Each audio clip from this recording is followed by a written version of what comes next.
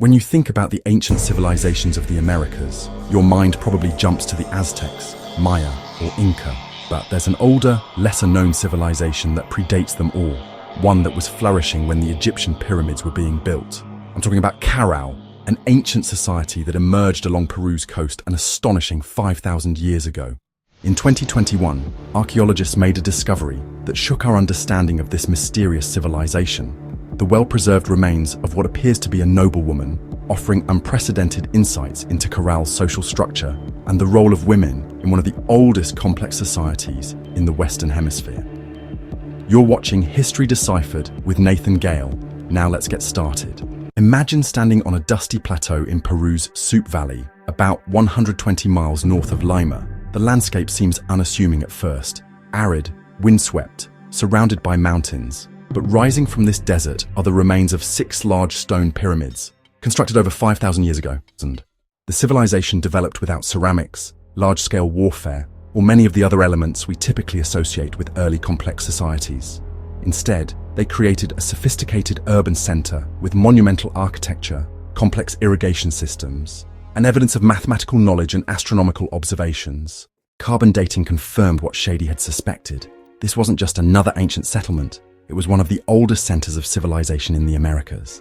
Most Caral burials found previously had been relatively simple affairs. Bodies positioned in a flex position with few grave goods. But this burial contained the remains of a woman estimated to be between 40 and 50 years old at death, surrounded by an unprecedented collection of items suggesting high social status. She was wrapped in textiles woven from cotton and plant fibers, with a headdress adorned with feathers that analyses later confirmed came from macaws, birds not native to the coastal region but from the distant Amazon rainforest. Perhaps most striking was a ceremonial necklace featuring beads made from shell, stone, and what appeared to be a preserved toucan beak. The implications of this discovery are profound. First, it provides strong evidence for social stratification within Caral society.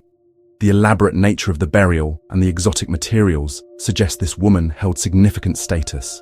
Second, it challenges assumptions about gender roles in early complex societies. The positioning of the body and the nature of the grave goods point to this being a person of authority, perhaps a religious leader, political figure, or both.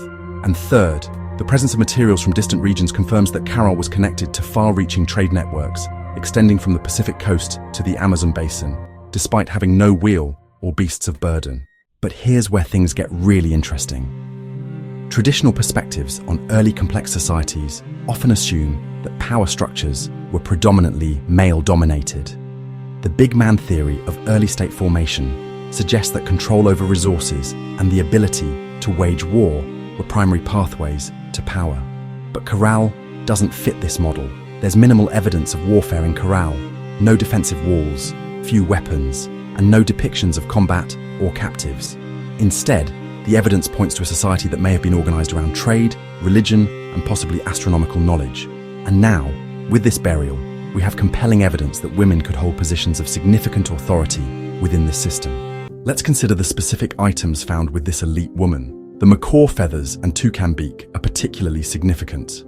These tropical birds are native to the Amazon rainforest, hundreds of miles from Caral. Their presence indicates long-distance trade networks that cross diverse ecological zones from coastal desert, over the towering Andes, and into the Amazon basin. But they might represent something more than just trade goods. In many later Andean societies, feathers were considered sacred items associated with the celestial realm. The specific inclusion of these colorful, exotic feathers in an elite burial suggests they may have held spiritual significance for the Caral people as well. The textiles themselves deserve special attention. Despite their age, remember, we're talking about fabric that's roughly 5,000 years old. Some sections were remarkably well preserved due to the arid conditions of Peru's coast.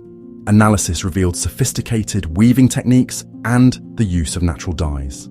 The textiles showed patterns that have similarities to those found in later Andean civilizations, suggesting a continuity of cultural traditions that spans millennia.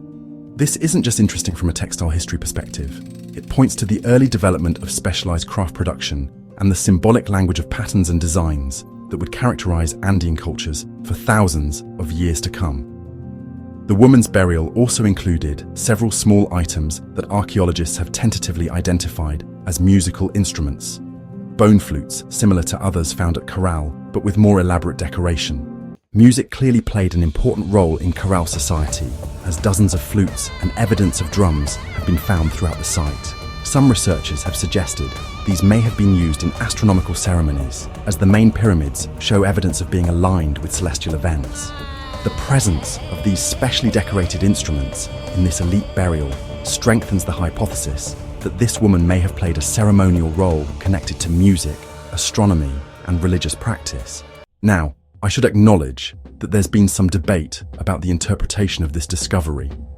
Some archaeologists have cautioned against reading too much into a single burial, noting that we still have a limited sample size of human remains from Caral. Others have pointed out that assumptions about female and male roles might be projecting our own cultural biases onto the past. Ancient Andean concepts of gender were often more fluid and complex than our modern binary understanding. But while these are valid cautions, the significance of finding an elaborately buried individual with clear markers of high status remains profound, regardless of how we interpret the specific social role this person held. One of the most fascinating aspects of this discovery is what it tells us about Caral's place in the broader development of civilization in the Americas. For decades, many archaeologists assumed that complex societies in the region developed relatively late compared to those in the Old World. This discovery, along with other findings at Caral, completely upends that narrative. Not only was Caral contemporaneous with early Egyptian and Mesopotamian civilizations, but it was developing its own complex social structures, monumental architecture, and long-distance trade networks. And importantly, it was doing so without many of the elements traditionally considered prerequisites for civilization, like pottery, writing systems, or metallurgy. So, what does this tell us about the universal patterns of human social development? I think it suggests that there are multiple pathways to complexity. The traditional model that emphasizes warfare, agriculture, and male dominance as the universal drivers of state formation simply doesn't account for what we're seeing at Caral. Instead, we might need to consider how religious authority, astronomical knowledge, trade relationships, and perhaps female leadership played crucial roles in some of the world's earliest civilizations. The elite woman of Caral reminds us that our understanding of the past is constantly evolving, and that we should be cautious about imposing universal models on the rich diversity of human experience. As we wrap up, it's worth reflecting on why discoveries like this matter beyond the world of archaeology. In a very real sense, understanding places like Caral helps us understand ourselves. It reminds us that the human story is older, more complex, and more diverse than we often recognize.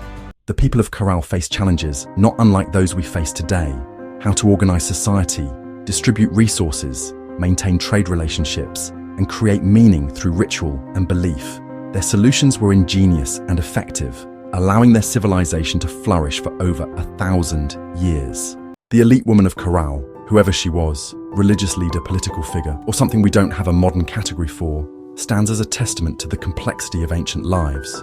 When we look at her burial and the care with which she was laid to rest, we're glimpsing something profoundly human: the respect for an individual who mattered to her community. 5,000 years separate us from her world, but in that recognition of a life that had meaning, perhaps we're not so different after all. The story of Caral is still being written, with new discoveries emerging every year.